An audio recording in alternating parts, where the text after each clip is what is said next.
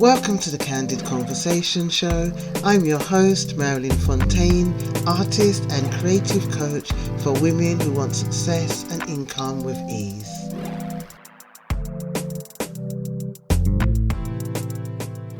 Hi, welcome to the Candid Conversation. This is Marilyn Fontaine, and today's episode is how we try to outsmart our habits. And the reason this is going to be a short one, she says, right? But the reason why I wanted to do this podcast episode is because I was with a client and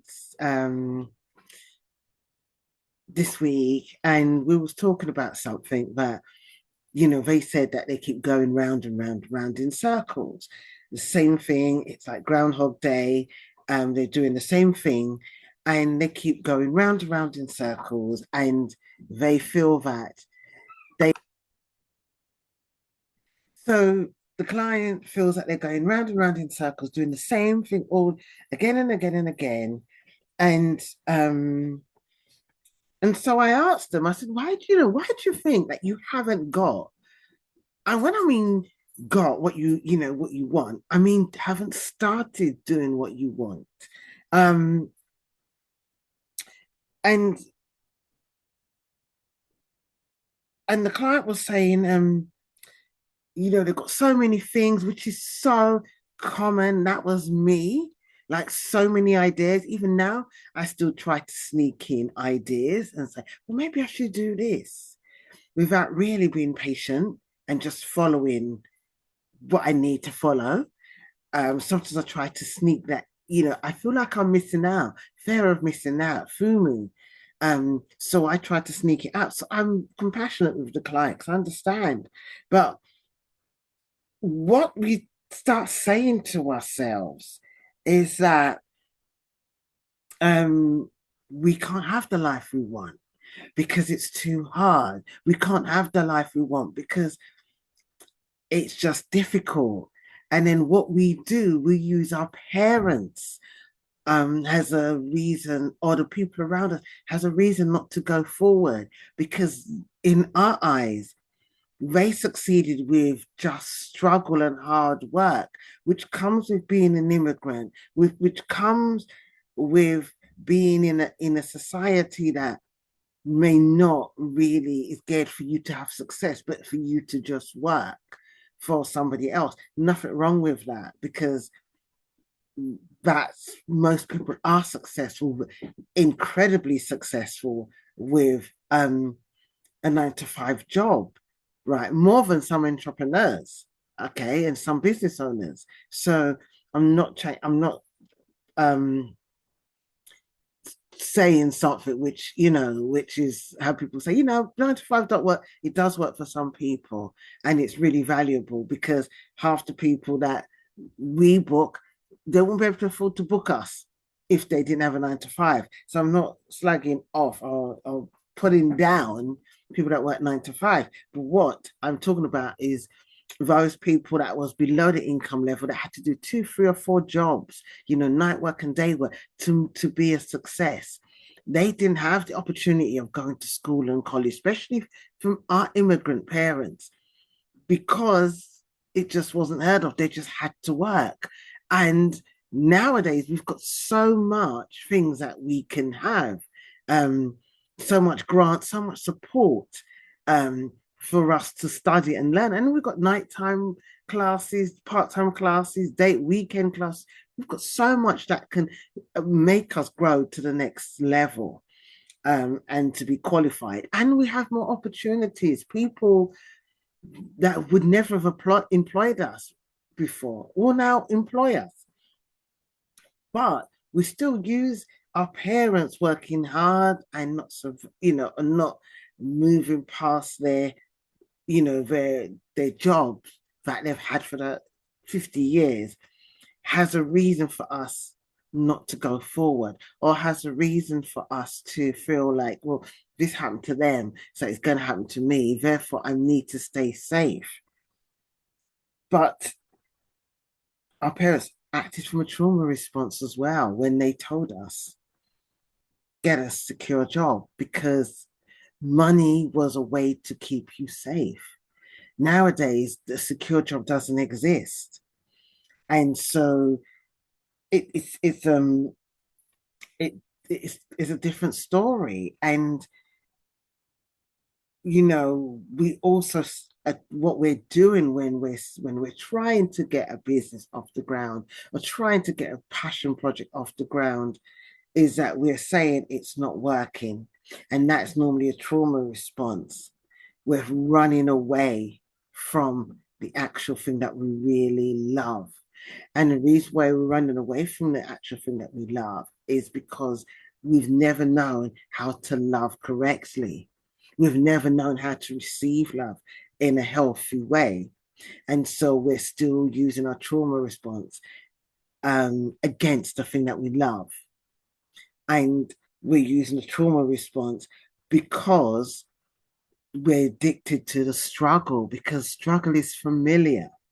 And we are confusing struggle with real, being our actual reality. So we're subscribing to our family story or our parent story because it feels familiar. It feels it's better. We always have this saying, it's better the devil we know, when in reality it's not, because you choosing your own reality and choosing peace is the reality you need to have. Um, but we kind of, yes, so we kind of put ourselves in a place of familiarity and strife, and therefore we continue to go around in circles because you know what. This is the beauty of somebody who keeps going round and round in circles. You have a really beautiful, whether it's ancestors or guides, you've got somebody in your corner because they're actually showing you the discomfort, and your soul and your body's actually showing you the discomfort. So you will end up there anyway. It's like the film Sliding Doors. You will end up at the end of your story because your psyche is showing you, I'm not happy with this. So every time you try to drop back and try to become um the good person, or the person like, oh, I need to just put my head down and be in my 9 to 5 job. Um, and you have a discomfort. But what the trauma response, where it shows up, is when you don't have time, when you say, I'm too tired to come home from work and do my work. It's not the truth, because we will scroll endlessly um, on social media, or we will talk to our friends because we got energy. Because what we do, we try to fight the natural urge, because the natural urge feels uncomfortable. And so it's easy for us to go where we feel familiar, which I keep saying, I'm going to repeat it again and again and again, as opposed to going somewhere which is new and uncomfortable. And this is where trauma informed coaching and trauma support is really important, because we look at the areas where you are diverting and we work through. So I have clients where they really try to have a case of, um, I haven't tried this before, it's frightening, is it not going to work? It's not happening fast enough. And impatience is a really key indicator of somebody operating under a trauma response, because they feel if they don't get it within time, they're going to be punished. And also, if they don't get it within time, it's not going to work. But the urgency is a trauma response, because imagine you waiting for your food in a restaurant. Yes, you're hungry, but you would choose McDonald's as opposed to a restaurant or any other fast food place.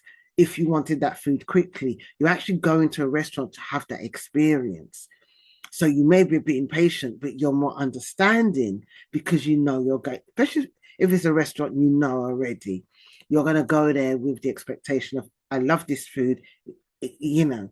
So, for example, There's a restaurant called I used to go to called Cotto. I don't know if it's still around near London Bridge. It's gluten-free restaurant, Italian. So they used to make the best pizzas and spaghettis, all gluten-free, tiramisu, everything. So I'm not having to worry about looking at menu trying to have gluten-free option. But I know it used to be quite a long time to make the food because it was all healthy and natural. So for me, it's better I go there than somewhere else because I know my experience is going to be amazing.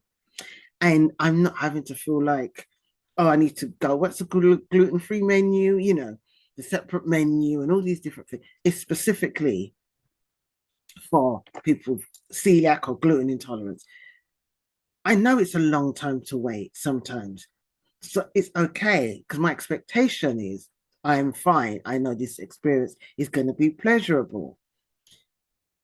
If I take that with my business, there's certain things that I may be impatient and then I realize I'm comparing myself or I'm in a trauma response. There's other things in my business I'm taking time with because I know it's a process. And so I can give myself the support and say, well, it's fine. It's going to come when it needs to come. And that's when things happen for me.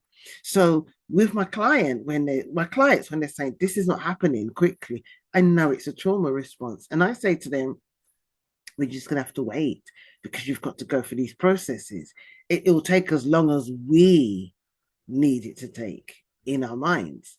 And what I find is that when we are really patient with ourselves, that we can get the outcome we need. We can get the outcome we need and we'll be happy with our decision and our journey. Remember, it's the journey. And so what somebody who's acting out of a trauma response will try and really throw things in front and say, well, I need money. And they may have money in the bank, but they'll say, well, I'm worried, we're concentrating on a bit. I'm worried about money. What we have to understand, it's like when you are, if I wash, I'm using an analogy again, if I'm washing with a pan and then I'm cooking with a pan, sorry, and I don't wash it, then I use another pan and another, that's a totally wrong analogy. If I'm cooking and I use a pot and then I don't wash it and I keep cooking on the pot, it's going to be really thick with food. It's going to actually kill me, right? But it's going to be thick with dirt and grime. Whereas if I washed it as I went along, it's not. It's going to be clean every time I use it. Terrible analogy, but you get the point. What we're working with is years of conditioning. So, of course, if you're going to start your business, you're going to have, and you've got money trauma, you're going to be worried about money and your money situation, especially if you're hiring a coach. It's going to be different to what you've experienced. But what's going to happen the quicker you adjust and accept that this is an investment or work through the trauma first, the money trauma. Once you drop into working through the money trauma and seeing where that's coming from, and that could last as long as the coaching sessions, the energy of it just gets less.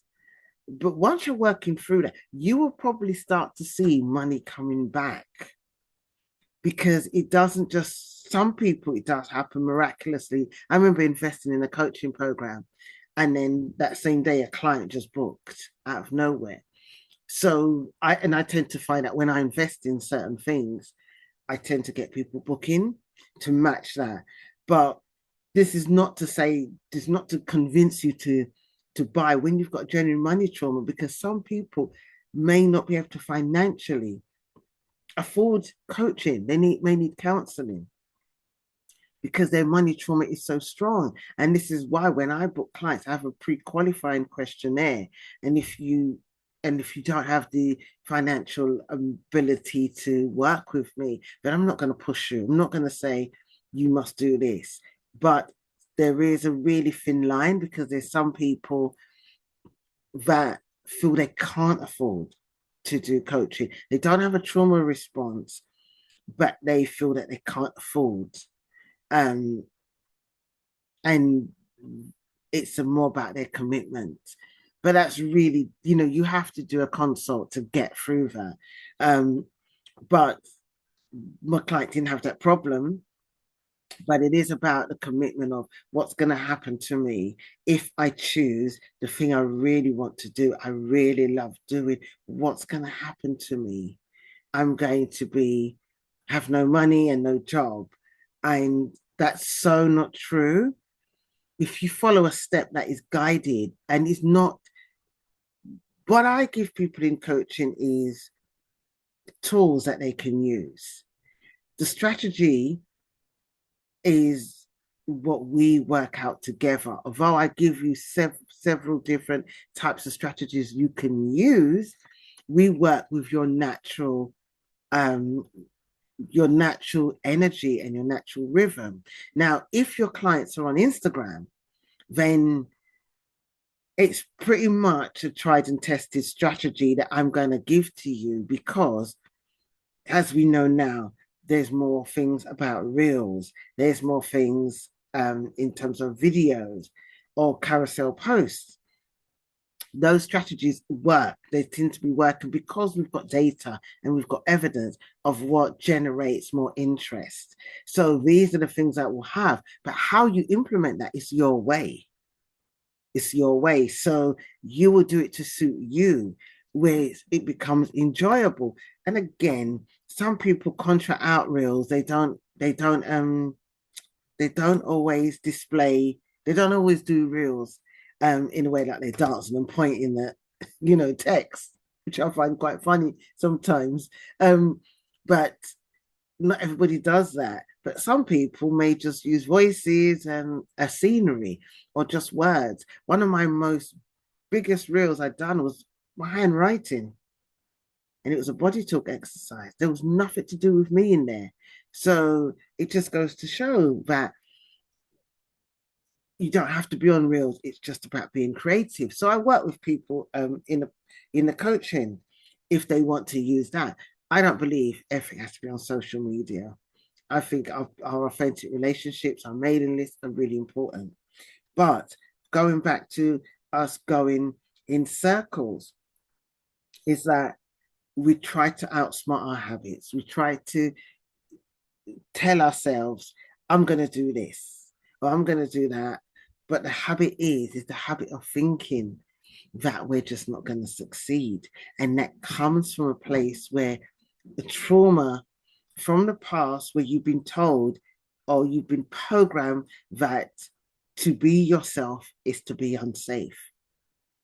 And what we want to work with is for you to feel safe to be yourself before you change and you go into 5 or 6 different businesses. And this is why I get you to focus on one business or one project, one creative piece of work, so that you get used to yourself in a place of peace and harmony and in a place of deserving. And that will bring up so much stuff, because unless we know peace, we can't pretend to know what it feels like. And this is what we're operating in, a place of a pretend peace and harmony, when really we're just coping. We're just coping and we're just shifting paper around, playing grown up. But in reality, we are trying to cope.